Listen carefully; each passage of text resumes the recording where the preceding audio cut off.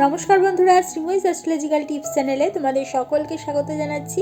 রবির মহাদশা নিয়ে আজকে তোমাদের কাছে কিছু কথা বলবো। এই রবির মহাদশা ভোগকাল সেটা হচ্ছে 6 বছর, এবং এই রবির মহাদশা যদি আমাদের অবশ্যই রবি যদি শুভভাবে থাকে তাহলে শুভ দশাতেই জ্ঞান বৃদ্ধি হয়ে থাকে এবং জাতক জাতিকারা কীর্তিযুক্ত ও সন্তানযুক্ত অবশ্যই হয়ে থাকে।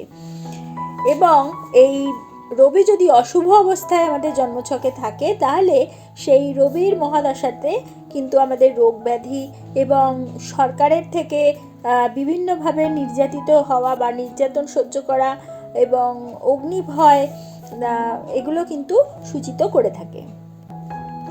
রবি মূল ত্রিকোণস্থ যদি হয়ে থাকে, অর্থাৎ রবি যদি সিংহ রাশিতে থাকে এবং স্বক্ষেত্রে থাকে, রবির যেহেতু একটাই ঘর, সেক্ষেত্রে রবি সিংহ রাশিতে স্বক্ষেত্রস্থ হয় এবং উচ্চক্ষেত্র অর্থাৎ রবি যদি মেষ রাশিতে থাকে এবং কেন্দ্র কোণে থাকে, কেন্দ্র কোণ কোনটা আমাদের লগ্ন সাপেক্ষে 1, 4, 7, 10 হচ্ছে কেন্দ্র এবং কোণ হচ্ছে লগ্ন, পঞ্চম এবং নবম, এই ঘরগুলোতে থাকে। অথবা লগ্নের একাদশভাবে যদি রবির অবস্থান হয় তাহলে কিন্তু এবং তাছাড়া ভাগ্যের অধিপতি অর্থাৎ নবম ভাবের অধিপতি এবং কর্মপতি যুক্ত হয়ে থাকে, তাহলে কিন্তু সেই রবির মহাদশাতে জাতক জাতিকারা সুখ, রাষ্ট্রীয় সম্মান এবং বাহনাদি লাভ করে থাকে। অনুরূপ শুভ রবি যদি থাকে তাহলে এবং সেটি যদি পঞ্চমপতির সাথে যুক্ত হয় তাহলে কিন্তু পুত্রলাভ হয়ে থাকে। দ্বিতীয়পতির সাথে যদি এই শুভ রবি যুক্ত হয় তাহলে কিন্তু বলা যায় সেই রবির মহাদশা যখন চলে তখন জাতকের ঐশ্বর্য বৃদ্ধিপ্রাপ্ত হয়। শুভ রবি যদি চতুর্থ ভাবের সাথে যুক্ত হয়ে থাকে তাহলে অর্থাৎ সম্বন্ধযুক্ত হয়ে থাকে তাহলে সেই রবির মহাদশা যখন চলে তখন যানবাহনাদি ও গৃহাদি লাভ হয়ে থাকে। রবি যদি নিচস্থ হয়, রবি কোথায় নিচস্থ হয়? রবি তুলা রাশিতে নিচস্থ হয়। সে কারণে রবি যদি নিচস্থ হয় লগ্ন সাপেক্ষে ষষ্ঠ, অষ্টম অথবা দ্বাদশভাবে অবস্থান করে, রাহু কিংবা কেতুযুক্ত হয়ে থাকে, পাপগ্রহ যুক্ত হয়ে থাকে, তাহলে কিন্তু সংকটজনক রোগ ব্যাধি ধনাদি নাশ করে থাকে, সরকারি নির্যাতন বা রাজদণ্ড দিয়ে থাকে, তারপরে তোমার প্রবাস এবং অর্থহানি এগুলোও কিন্তু অশুভ রবি যদি থাকে তার মহাদশাতে এগুলো ঘটে থাকে।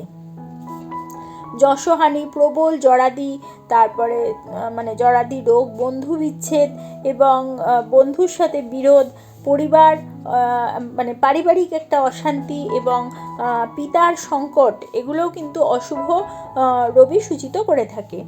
অনুরূপভাবে অশুভ রবির এই মহাদশাতেই কিন্তু যদি শুভ গ্রহ যদি দৃষ্টিপ্রাপ্ত করে থাকে, যদি শুভ গ্রহ দৃষ্টি দিয়ে থাকে এই রবিতে, তাহলে কিন্তু সেই দশা কিছুটা শুভ বলা যায়।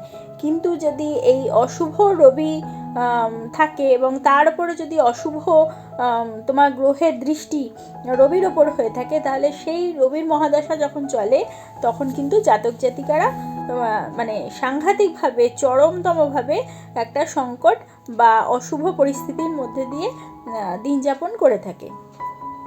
সে কারণে অবশ্যই তোমরা বুঝতে পারছো আমাদের জন্মছকে রবি গ্রহটা শুভ না অশুভ অবস্থায় অবস্থান করছে সেটা কিন্তু সবার আগে জেনে নিতে হবে। যদি আমরা রবিটা শুভ না অশুভভাবে রয়েছে সেটা বুঝতে বা জানতে পারি, তখনই কিন্তু আমরা বুঝতে পারবো আমাদের যে রবির মহাদশা চলছে বা চলবে বা ভবিষ্যতে আসবে সেই মহাদশাটা আমাদের কিভাবে কাটবে।